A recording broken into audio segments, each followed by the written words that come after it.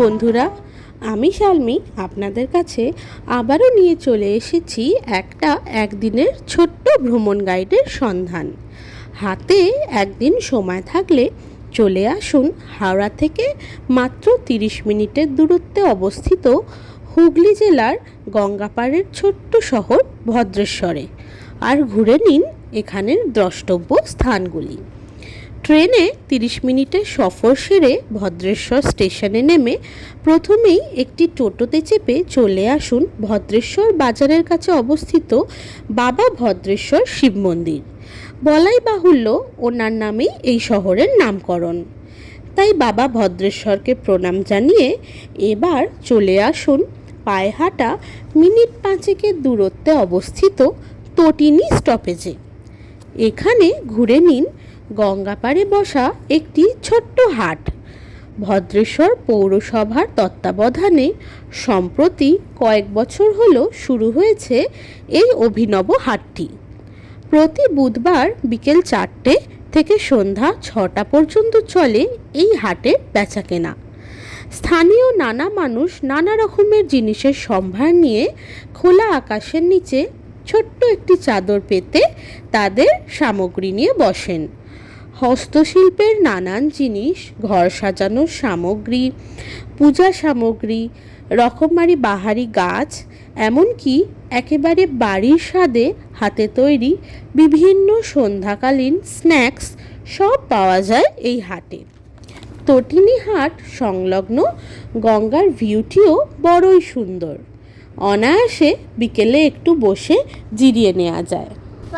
গরুর গাড়ি ভজাই করা কলসিয়ার গাড়ি চড়াই বংশীবদ সঙ্গজে যায় ভাগ্নের মদন হাট বসেছে শুক্রবার বক্সি বন্ধের পর্দা পরে জিনিসপত্র গুছিয়ে এনে গ্রামের মানুষ বেছে কেনে উঠছে বেগুন পটল মুড়ো পিঠের দোনা ধামাকুলো উঠছে ছোলা ময়দাটা পিঠের রেপার নকশা কাটা কলসি বড়া এখো গুড়ে বলছি বলে তো পারবো না।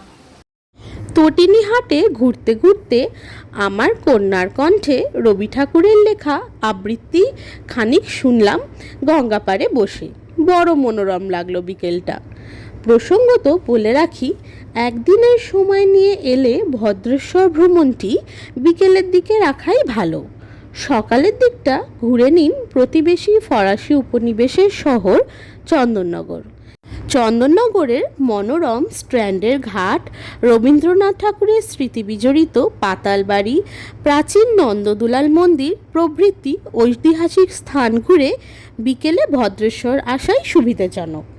চন্দননগর সম্পর্কিত সম্পূর্ণ ভ্রমণ গাইডের লিঙ্কটি আমি ডেসক্রিপশন বক্সে দিয়ে রাখলাম আপনাদের সবার সুবিধার্থে।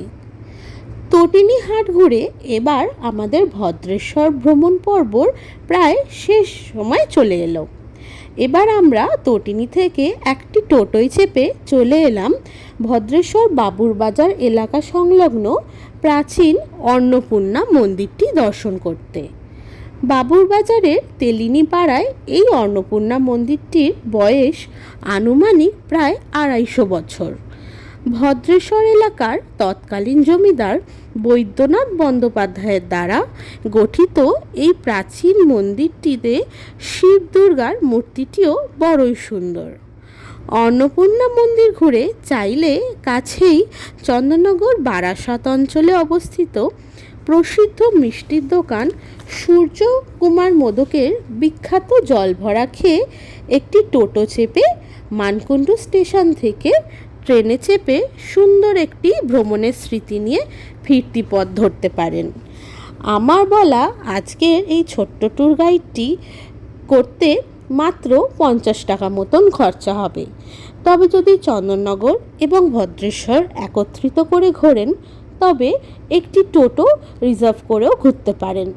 যদিও টোটো না রিজার্ভ করলেও প্রত্যেকটি জায়গা থেকে প্রত্যেকটি জায়গা যাওয়ার টোটো সব সময় অ্যাভেলেবেল। ভাড়া যে কোনো জায়গা থেকেই যান না কেন জনপ্রতি 10 টাকা থেকে 15 টাকার মধ্যেই সীমাবদ্ধ।